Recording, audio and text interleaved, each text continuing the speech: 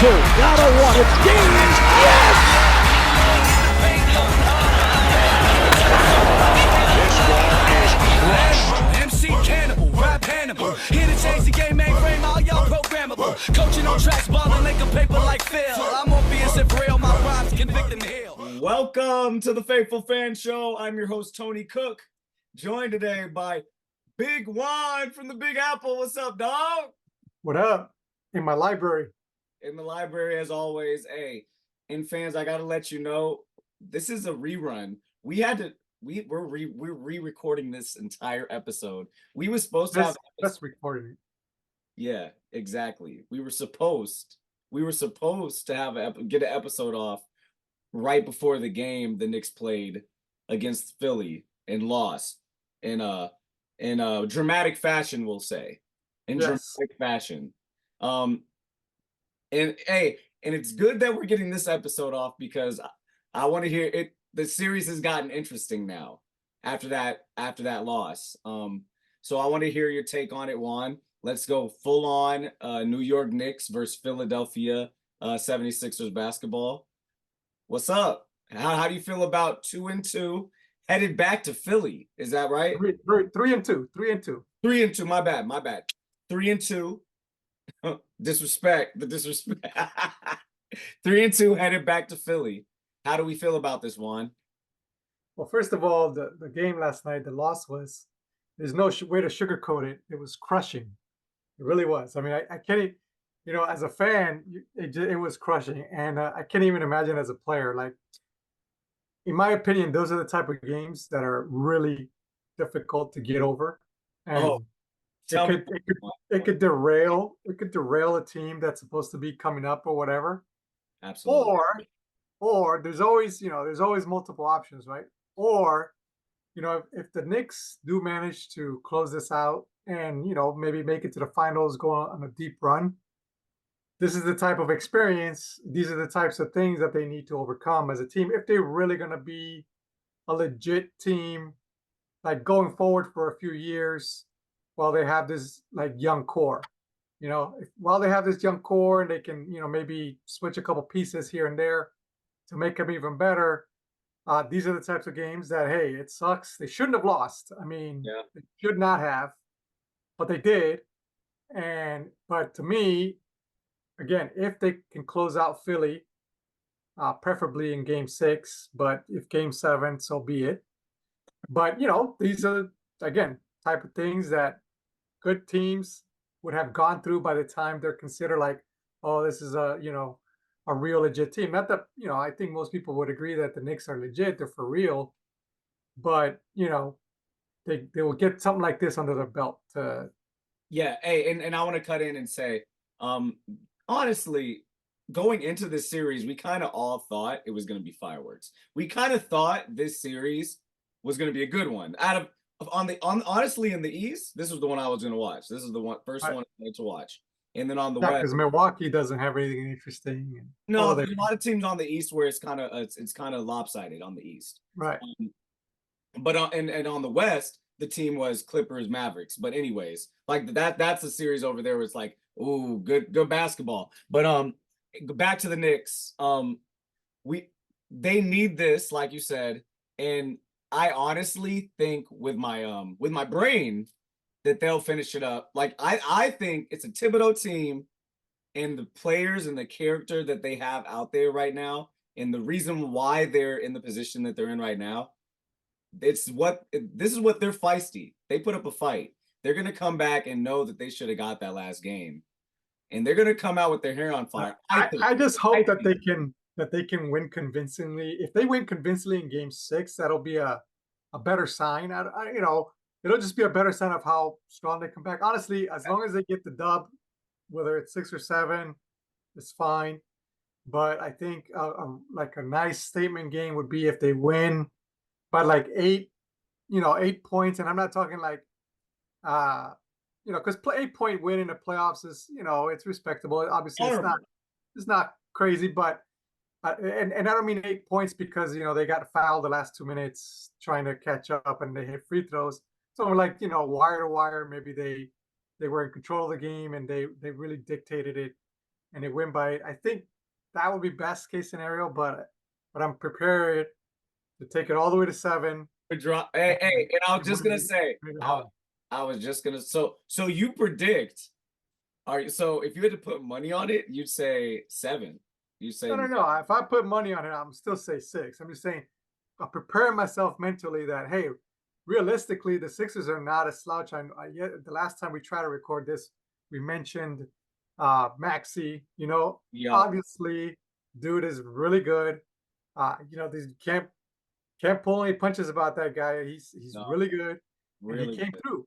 He came through. He missed some free throws that I thought were gonna bite him in the butt, but it turns out the free throws the Knicks missed were the ones that We're you more know crucial. Yeah. more crucial. But man, Maxi, I mean, coming off the screen at the logo, pop and shoot, and nothing but net. Great. I'm like, is that what they drew up? That was off a timeout. I One. know Right? that's what they drew up, and he's like, I don't care Like, where the okay. screen is.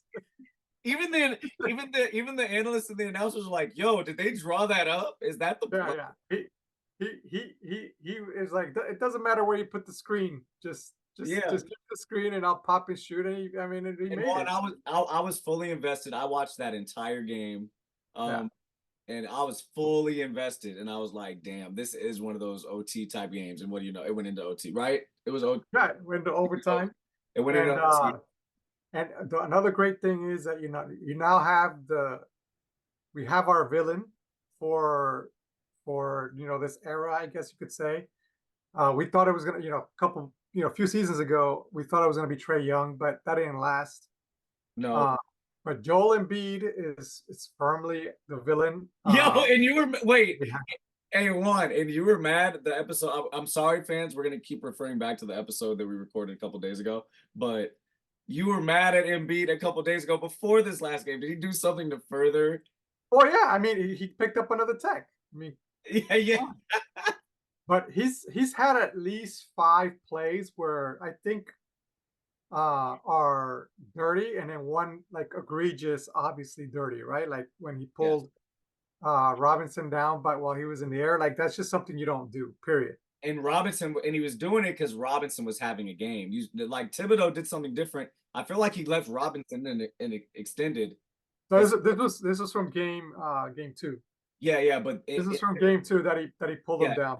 But yes, pulled him down. But but recently, you see, yeah, in game 5, I mean game 4. I'm sorry, game 5. yes, Robinson, beat him up pretty well. I mean, Embiid didn't have a great game. Like his stats have been pretty pedestrian, and Yeah. he's been no show in the fourth quarter, which is great. But anyway, what I had said last time was that after watching him the first game, I thought, or the first 2 games, I thought I was really impressed with him. I gained a lot of respect because he was playing hurt, and he was still putting up crazy, 50. He dropped 50 that one game on one leg. And then when he started with his antics and pulling Robinson and elbowing Brunson and stepping on dudes and kneeing Hartenstein, you know what? Screw that guy. He's the villain. Lost all my respect. He's good. I'm not saying he's trash. he's He good. really is good. But off. For this series, though, you saw it in that game. His production fell off, or he wasn't even really interested to shoot that much last game. It seemed. No. His stats are for him though. The crazy thing is that he For him, still got for a him. triple double. He still For got a him, triple double. Exactly. Like, But I felt If I like got that triple double in an NBA playoff Exactly. game, I've never even got a triple double in a. I've never got a triple double in rec league games. So like, right, exactly. it's So what I it mean, is. so yeah, dude is good, but if he continues to, we just need to obviously the Knicks need to find a way to slow Maxi down a little bit. Maxi. Maybe they need to double him a little more and leave Robinson on an island with Embiid a little more. Who knows? It might work because they like Robinson has the size to where you don't have to necessarily if Embiid's gonna catch the ball on the perimeter, you might be able to leave Robinson out there. You know what I mean? He's good enough. Yeah, no, and he got a straight up. I don't know if you saw it, but he got a straight up block on one of Embiid's jumpers. Exactly. He has the length. He has the length to bother him out there. But the main thing, like you said, stop Maxi. because Philly's not getting anything from honestly anyone else. Lowry Right. is whatever. Like you might get a couple makes from Lowry, and you Lowry makes a couple of smart, annoying plays a game. That's no, about it. he's good to have out there. He's good to have out there. But the player that has been disappointed for Philly is Tobias Harris, and he's had a good season, but he hasn't really had a good series. I didn't see much. He'll have moments where it looks like you should be able to do that every time, dude. Like Exactly. the Nick guards are relatively small, right? Like he's getting beat up by smaller guards. You should be able to just go in there and put it up anytime. But you I don't want. know if it's lack of shots because Yeah, probably. Maxey, Embiid, they're getting their shots, and Lowry, Or it doesn't help. Yeah. a player that in the regular season that wasn't shooting, wasn't even really getting minutes. Kyle Lowry, he's all of a sudden out there playing, making plays, big minutes, taking big shots, and Tobias is kind of like he kind of got moved almost to the fourth option out there. So that might be that, but honestly, in some ways they're a little bit out of sorts. Obviously, not totally. Obviously, they're good. They have good squad, they have good team, but they're a little bit out of sorts in the sense that Oubre, who is a good player as well, but he's out there kind of doing random, like forcing random things, and so kind of getting himself out of the game. So I guess what I'm saying is hopefully that keeps up, and we just slow Maxey down a little bit, and the Knicks should be able to put him away if we can slow Maxey down a little bit and everybody else holds court. But if they kind of figure out, like if Tobias Harris and Oubre kind of flow into whatever Maxey and Embiid are doing a little bit better, the Knicks are going to have a tough time. But the Knicks are a good squad. They should be able to put it away. And like I said, I think the makeup of the team, I'm gonna say it again, the players out there, I believe in, like honestly, Hart, DiVincenzo, Hartenstein, Anunoby, all those players, I feel like those are players that could put together a good road performance in the playoffs. Like there's role players that can't do it, but I feel like the Knicks have a good enough role, like supporting cast, because Brunson isn't doing it alone. Like, yes, he's putting up the numbers, but the Knicks are where they're at because they have a great cast. Like they have a great cast of dudes. And DiVincenzo hasn't had a good game yet. He hasn't. Well, he made a couple big shots. Obviously, he made the game winner in game 2. He's hit some big shots though. Right? He's definitely hit some big shots. He's made some timely shots, but he really hasn't had a good series. So if he can put together, a decent game, and everybody else kind of does the same thing they've been doing, I think, and just slow. All you need to take away from Maxey is like 5 points, and the Knicks should be able to pull through, and I think they'll do that. I think they'll figure it out. Hey, and like I said, my brain says they should be able to do it this game because I think they're going to come out with their hair on fire. Coach Thibodeau. Yeah, I hope so. I mean, that's what I'm expecting. I mean, Brunson. But my heart, I wanted to go to 7 at the Garden. No, dude, don't. I'm sorry. Don't be mad at me. Don't be mad at me. That'd be lit. But I know if I was a Knicks fan, no way. Let's. Yeah, I'll for that. I mean, obviously, I'd be watching, but yeah, that would just be nerve wracking. Nerve wracking. It would suck to not. It would suck not to be able to be in the Garden for that game. I think being there would be better than watching it on TV, to be honest. For game 7. Is it too late to buy tickets? It's never too late. Yeah, it's never too late. It's too late. I know the tickets right now. I'd have to take out a small loan. Yeah, you said you have to. All right, Juan. So I'd have to sell some of these books. We have to sell some of the library catalog, but hey, Juan, we're gonna move on to the next team that we're gonna talk about today, and that is the Lakers, who are officially eliminated from the playoffs. Man, Juan, what a season for the Lakers. It's been an up and down season for the Lakers. I'm gonna go for a little bit and talk about it. They honestly, it was the season that got away, I feel like, because one, Anthony Davis played the most games of his career. That's crazy. Like, Anthony Davis is his nickname to a lot of the people out there is street clothes, who are disrespectful. So most games in his career. And then LeBron played over 70 games too. And we it sucks that we had to draw Denver Nuggets. That team, we talked about it in the previous erased episode. That never was.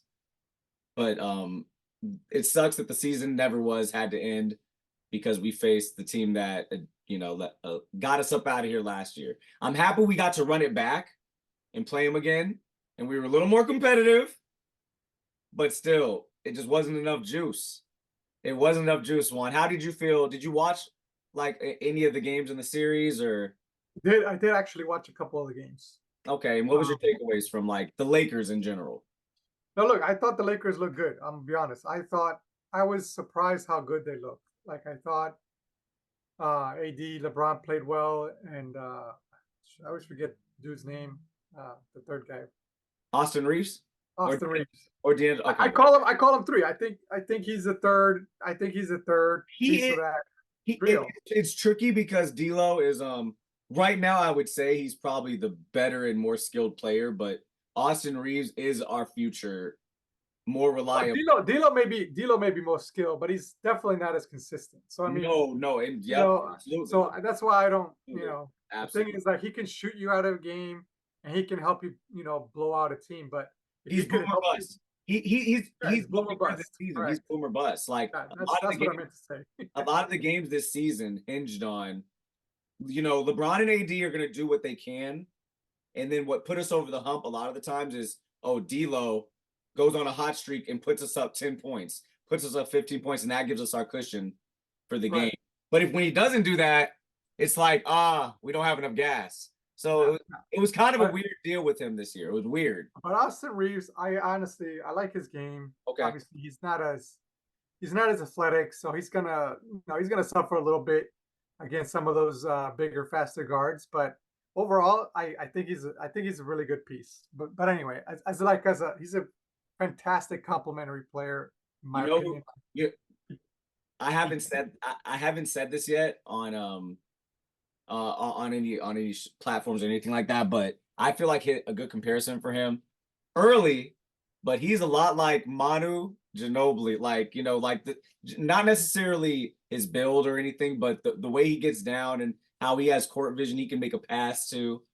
He's also, to me, maybe being stereotypical, but kind of a smaller white guy on the court. He's fearless. He looks fearless, and he's like not afraid to do stuff, like try fancy stuff. Sometimes he doesn't look, he looks awkward or whatever, but he gets it done. So I appreciate that, especially on a team with LeBron that historically, except for maybe Miami, it always seemed like there was like half the team was just didn't know what to do with LeBron. Like they didn't know how to play with him. I think Austin just fits right in. And LeBron looks like he totally trusts him, and he appreciates that he just, does whatever he needs to do. Like he just freaking does it. So anyway, that's a great point on Austin Reeves, though. That's a great point on him, though, Juan, because he's smart. He's a smart enough player, like you said, to benefit from LeBron James and Anthony Davis, and he helps them out a lot. And LeBron and AD, in some sense, he doesn't care who he's playing with, right? Like he's just out there playing. So anyway, I like him. So the Lakers. Go ahead, yeah. You brought it. You asked if it was father time, last time or not. And basically, I think it's some of that, right?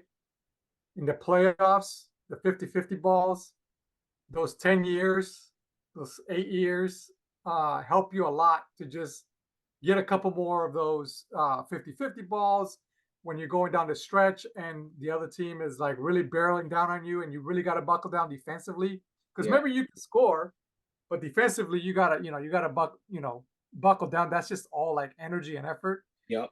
So yes, older players are gonna have a tougher time keeping up with that, over 3 or 4 games that are like strung together like that, especially. As you know, I mean, the regular season doesn't compare to the playoffs as far as effort, energy. Like it's night and day.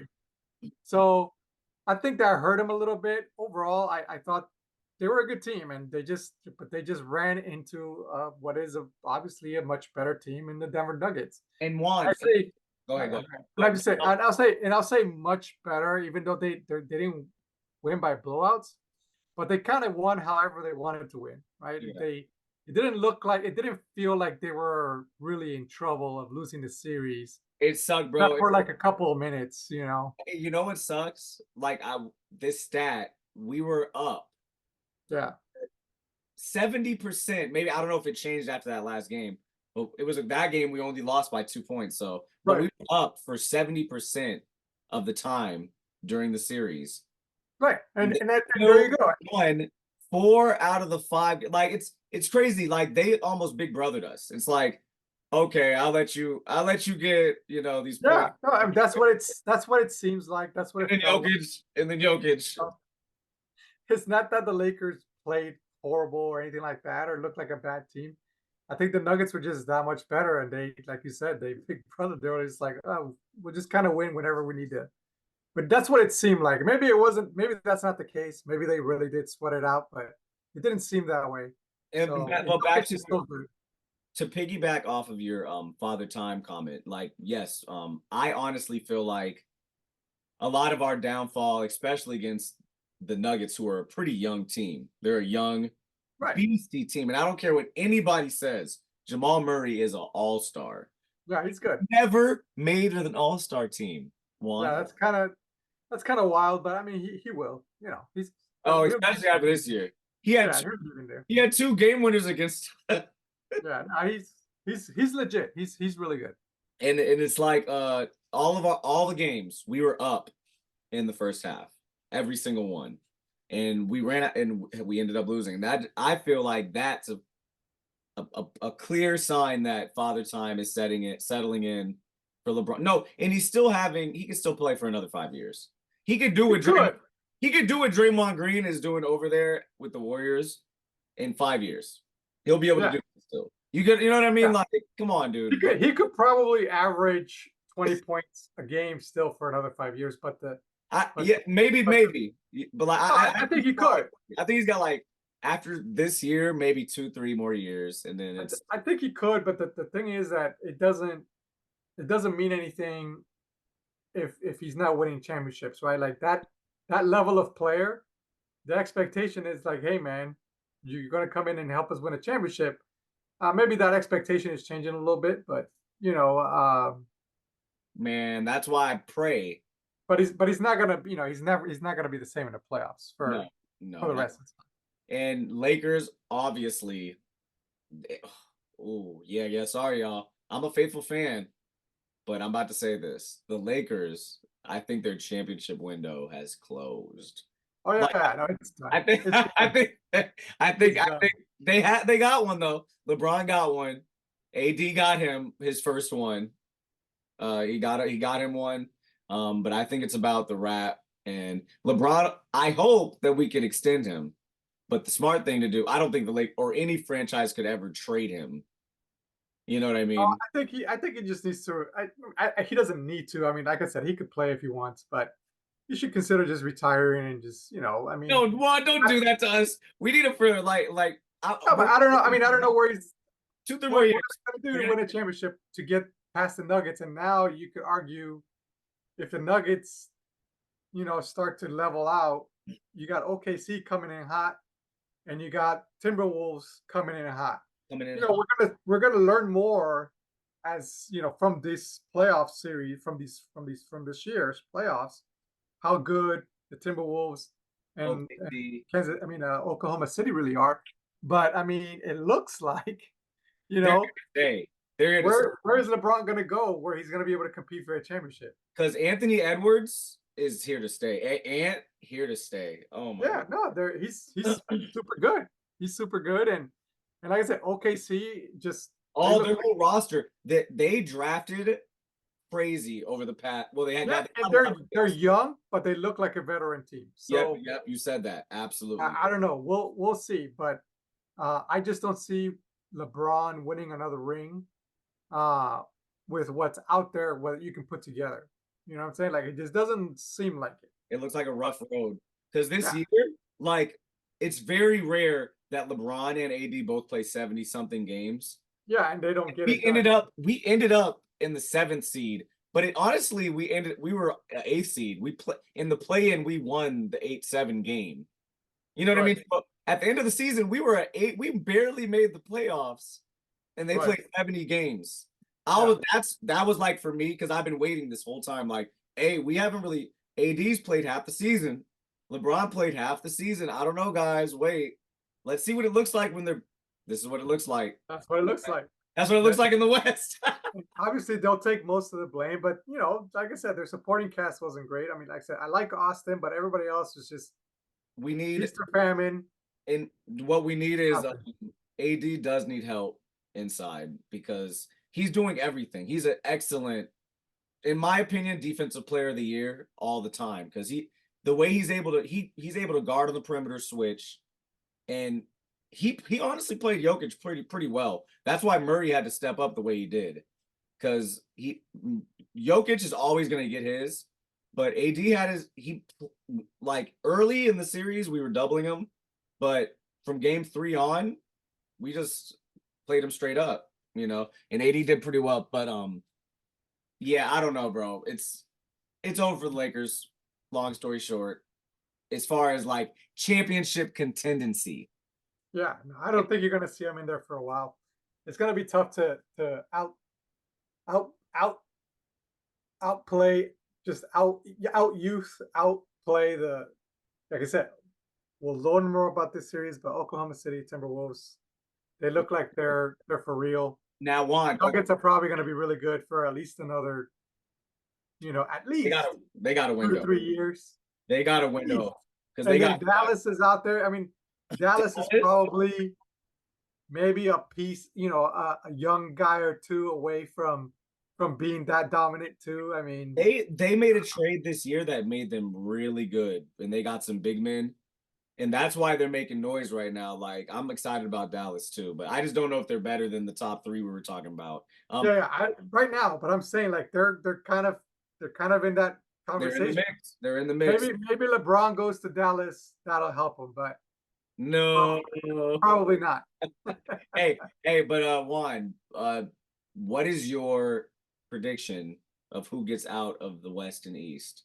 Who do you think is going to be playing in the finals? Well, the safe picks are obviously Denver and Boston. Those are the safe picks. But for me, Give me I'm the gonna do sexy this- pick. Give me the I'm gonna do sexy the pick, sexy Juan. pick.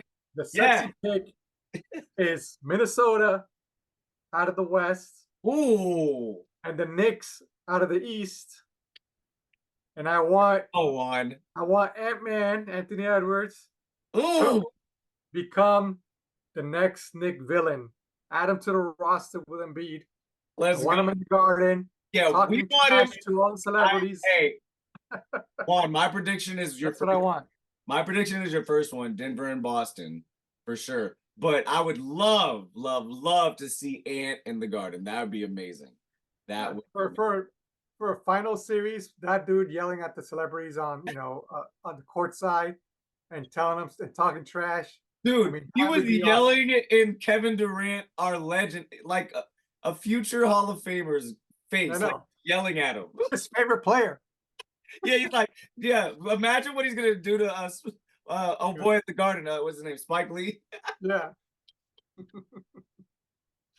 So yeah, that would be great. I think that would be awesome. That would be must-watch TV, in my opinion. So hopefully, it's a stretch, but it's possible. Everybody's there.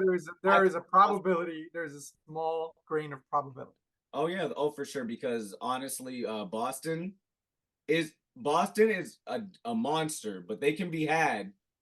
If the Knicks can get out of here, if the Knicks can get out here in 6 and get some rest and not have to go right into a series, I don't know, I'm torn, because I want to see it go 7. I want to see them close it out in the Garden. That'd be dope. But they can get them. I don't know though. It's a tall order, one. But I love how the faithful fans out here are keeping it faithful. Not like me. I'm like, hey, the Lakers window is closed. Right. Done. I literally went like this. but but anyways. Oh, before we transition. I want to get your draft takes for the what the Jets did in the draft. But let's talk about how big of a failure is this for the Suns? They got took out. We talked about Ant yelling at Kevin Durant. Do you think it's over for them? Do you think they got it? Yeah, no, they're done. I mean, I don't know what they're gonna do because they're in all sorts of salary cap trouble now because they pretty much had to blow up, break the bank to get those three guys over there, and Yeah. I it's no good. They're gonna have to move. I mean, I would say 90% sure KD is not playing for Phoenix next year, And I heard. and I would say the Go next ahead. one I would say there's a 40% chance Devin Booker's not there either. So they're Oh, gonna have to. They're probably just gonna have to blow the whole thing up. Juan, I thought you already knew. Did you hear the rumor about the Knicks want him and they're gonna offer whatever they can to get him? Yeah, I saw that, and I think he would work well with the Knicks because he's I got think that so. mid-range jumper. I think he would work well. He'd fit. But I don't know. At this point, I like where we're at. Let's see what happens this postseason before we go Oh, grab a guy Hey, that was who Juan. hasn't gotten it done. Hey, that was Juan's way of saying, I'm not impressed. Yeah, he's I'm cool. not But interested. I don't I'm know. not interested. I'm not interested. I don't know. It seems like I would rather have Divincenzo. However, I can't. That's what I was gonna ask. Imagine Booker in that. Not instead of him, but I'm saying I was gonna say Deuce McBride and Divincenzo. I would rather have those two players than have one Devin Booker and some trash guy to just fill in, 2 seconds a game. Juan, I don't For know. me, right now, for me. But let's see how this series plays out. And so far, I would have to trust what the Knicks have been doing. Right? They've been making some fantastic moves, more than we've So, seen. but that's interesting you say that. Recent lifetime. So trust them. So whatever. Juan, it's interesting you say that because that's probably what they would probably give up in a trade or via. Yeah, they would have to. They would have to give up DiVincenzo, McBride, and all their draft capital. Yeah, I mean they would have to. So, Basically, I don't know about that because McBride. I don't know about all the draft capital, but a 2-player swap, Juan, you wouldn't do McBride, DiVincenzo for Booker straight up. Come on, Juan. I mean, yeah, I probably would, but I still I don't know. McBride has developed so well, and it seems like he still has a high ceiling. And he plays good defense too. He plays both sides of the court. And he plays hard. Thibodeau got him out there. DiVincenzo be looking tight. He be looking mad. Yeah. Because McBride plays better defense. McBride plays better defense, I feel like. That, and he's more consistent. He's been more consistent with his offense. So wild. DiVincenzo needs to get his act together, and like I said, he needs to have a good game, and the Knicks will probably be all right. But yeah, I don't know. Right now, I would really like to see McBride and see how much better he gets. And again, before we leave Knicks and talk football, shout outs to Josh Hart, excellent player, ex-Laker. He's been balling. He missed some free throws though, right? He misses free throws too. He misses free throws. But look, he's also made some big shots and make big rebounds. So hey, you win some, you lose some. Yep, and OG Anunoby, he's a baller too. Fantastic. He missed some free throws too. I don't remember. I don't think he missed free throws. He didn't miss that. It's funny with him. He doesn't look like he's doing much out there. Like the way he moves, like he doesn't look athletic, but obviously he is. And he's strong. He just gets it done. He somehow takes up a lot more room than you think. Exactly. Faster than you think. Like there was one play where he actually beat Maxey to the rim with the ball in his hands. Yep. A fast break, and Maxey was right there. He pulled away from him. Yep. OG, he got some wheels that they don't look like because he's so big. There's a reason why he got drafted as he's a lottery pick dude from Toronto, I think. But let's switch over to the NFL. Sure. Quickly, Juan, I want to hear what you think about the draft. I hate doing this, but we are gonna grade our drafts because it's so early. You gotta wait like 5 years, honestly, for this stuff to play out. 4 years, But can we get a grade on the Jets draft? For the Jets, we're talking about the New York Jets. And quick analyst, yeah. And quick analysis, picks 1 through 3, like. Yeah. So for the Jets, I think I would say right now on paper it's a B+.